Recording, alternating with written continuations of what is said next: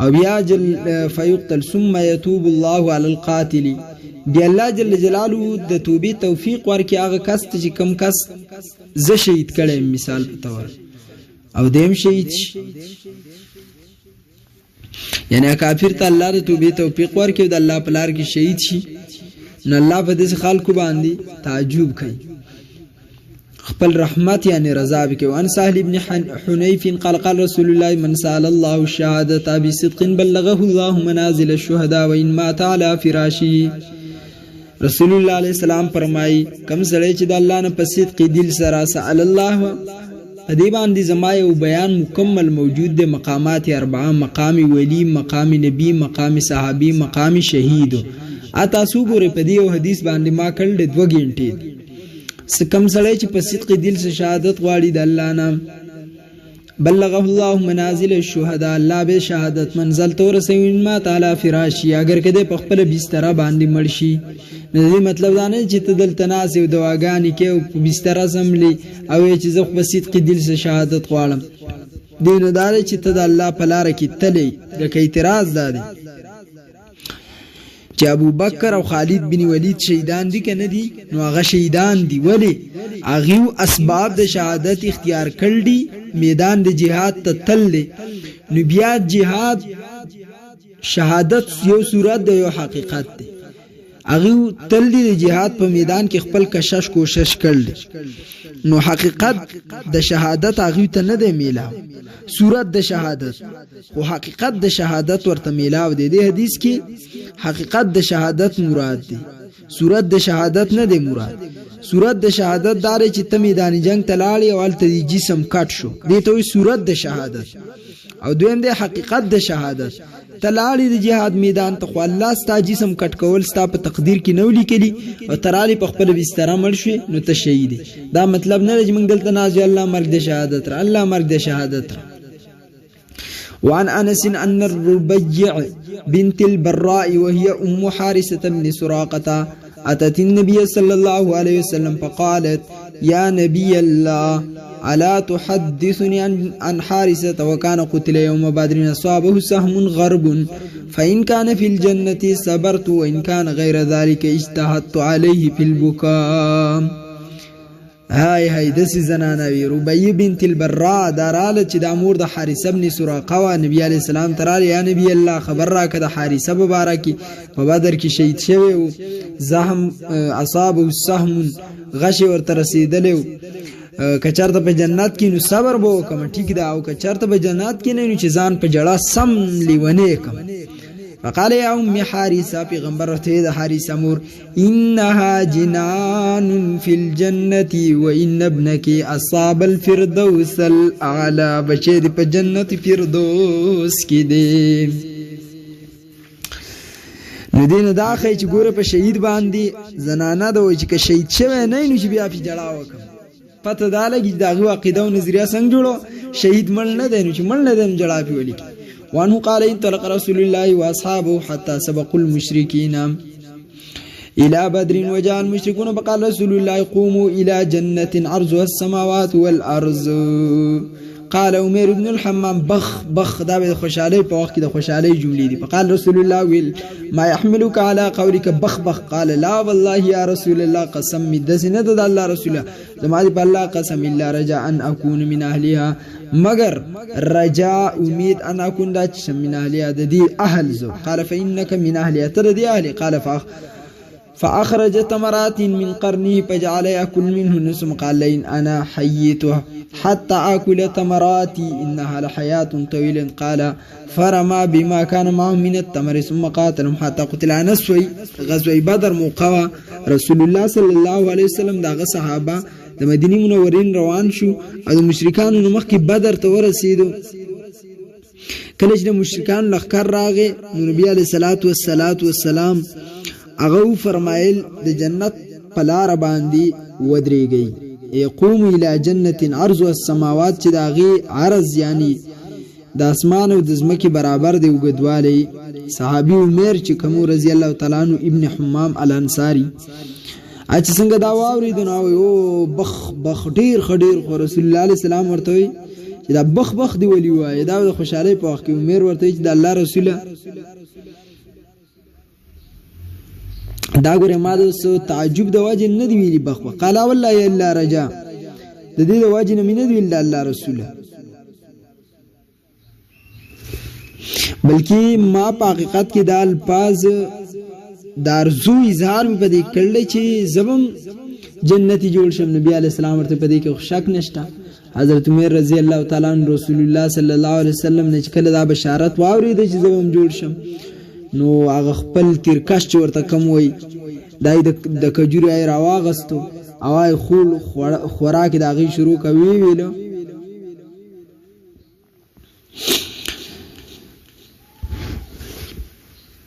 کچرته د دې ټولو کجوري د خوراک پوری سوې تمرات من قرن کم چې ورسو د دینه کجوري خولې ویل کزه ژوندې پاتې شم حتی اكل تمرات انها حیات طويله دا خو بیا ډیر غټه ژوندۍ شو پرما به ما کان ما من التمر کجوري ورسوي واچلی او بیا لګیا شي جهاد کا تر دې چې شیطان شهادت ته دومره زر تعدیوا چې خپل کجورو نه سخولې او بیا سوا چلی ورمنډه وکړه چې دا خو چې زخرم بیا خو ډیر تیر شوی ورزه پیغمبر در تزیر درکړل شهید کیږي وندس یقین او ایمان وعن ابي هريره قال قال رسول الله صلى الله عليه وسلم ما تعدون الشهيد فيكم قال يا رسول الله من قتل في سبيل الله فهو شهيد قال ان شهداء امتي اذا لقليل من قتل في سبيل الله فهو شهيد ومن مات في سبيل الله فهو شهيد ومن مات في الطاعون فهو شهيد ومن مات في البطن فهو شهيد یو حقیقتا شهید دی او باقی مومن هر یو شهید کیږي حقیقتا شهید صرف د الله په لار کې دی کم چې ما پیش کړ چې کم صورت د شهادت ملاو شي یا حقیقت د شهادت دغه ته وای مجاهد شهید او یو چې دی نو حکمن شهید دی چې حکم په شهید لګي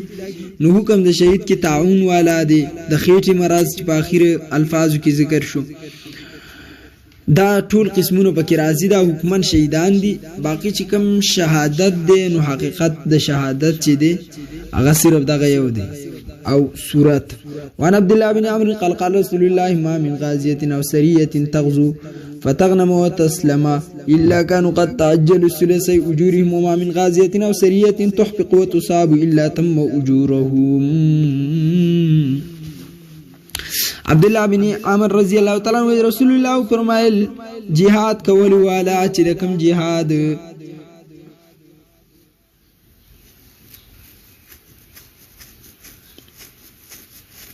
کم خلکو چې jihad وکما من غازیه او سریه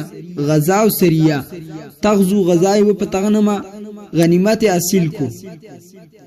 وتسلم او صحیح سالم را الا كانوا قد تعجلوا ثلثي اجورهم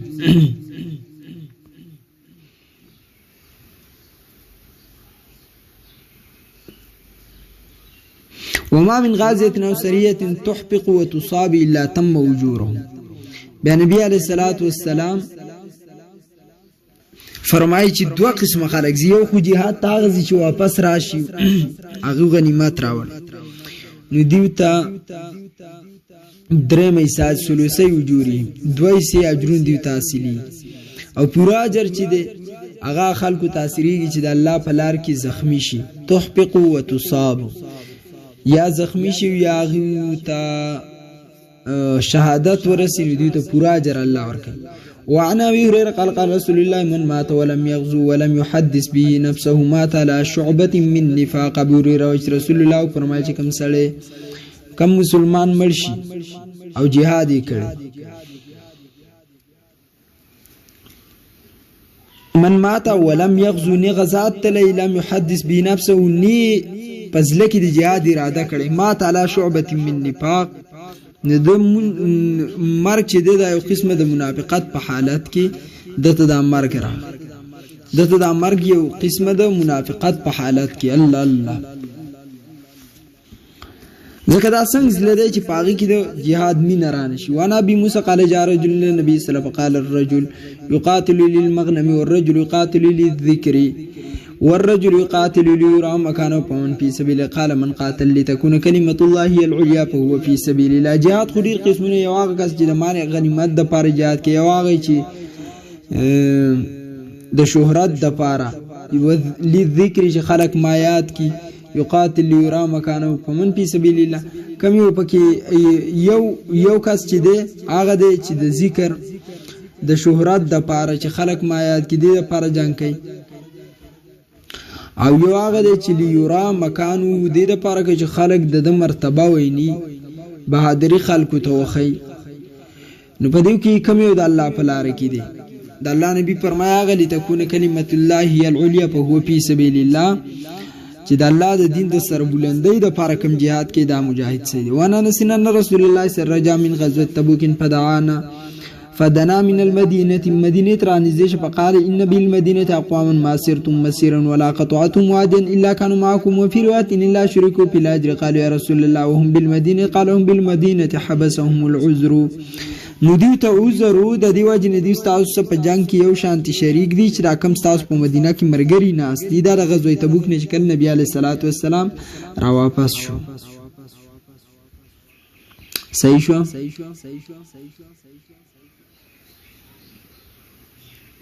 نو دا ورته نبی علیه السلام بیل مدینه ته اقوام د خلک دي معاصرتم مسیرن ولا قطعتم وان تاسو په کوم لار تلې په کوم وادي کې تاسو هغه در صفدي کیو یعنی په دې کې تاسو سو زکه هغه سو زرمنی کړل وعن عبد الله بن عمرو قال جاء رجل الى رسول الله فاستاذنه في الجهاد فقال احي والدك قال نعم قال ففيها فجاهدا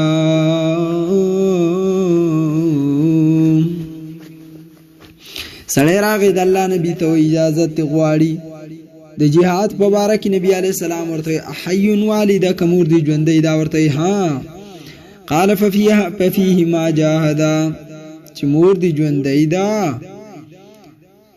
نو مور او پلار نو د دې مور او پلار داغه خدمت وکا او حقوق ادا کړه جهاد متفقون علیه په روایت پرجه الى والديك فاحسن صحبتهما داغه څخه زندگی تیرون دا سو کوئی علماء داوي چې یو خدای یو رورو چې دمه په خوان دی عالم نه دا خبر اوریدلیون چې دسی نو التمور او پلار خیال ساتل لازمي دي دویندار چې بعضی خلک دا باندې ګوري نو عثمان رضی الله تعالی عنہ هغه ته د بیبي د پاره پاتې کړو نبی علی السلام چې د پیغمبر لور بیمار و داغه بیبي التپاتی شو تا ته باجر میلاش بیا خو دې ټولو خزي کړل دی ابم جهاد ته نسی نو دا د رسول الله د دور څخه خاص خبره ده چې هغه ورته اجازه یو سړی ته ورکی چې تم مزه دې کې تعالی جهاد دی لکه خزي ته خاون طلاق ورکړي پیغمبر دا ورونه پیغمبر علی السلام ورته وي چې ستا تل د خاون طلاق نه دی شوی نو دا خپل ته وحی راتله پته لګیدا په دې وخت کې مونږ ته پاتې نه لګی ریاضه دا نه زما مور ژوندې دا غټ جهاد دی او زما پلار ژوندې چې زراغي خدمت وکم بیا خو ته دلیل ويم چې چا خزي جهاد منزي پوښي وعن ابن عباس عن النبي قال يوم الفتح لا حجرة بعد الفتح ولكن جهاد ونية وإذا استنفرتم فانفروا تفاتح مكينة بعد وس چدينو هجرت نشته لا هجرة بعد الفتح ولكن جهاد او نیت چدي جهاد او نیت وإذا استنفرتم فانفروا کله چې تاسو د دې طرف ته راو بللې شي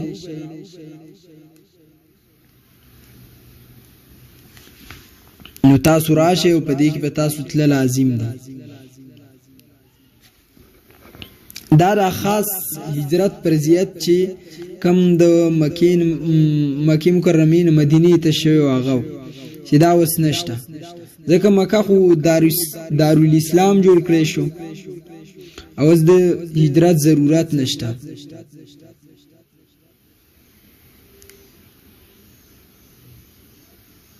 خو په نور دنیا کې وسم د جهاد پریزه چشتاني مهاجرین جوړیږي لکه د افغانیان دلته پاکستان ته راغلي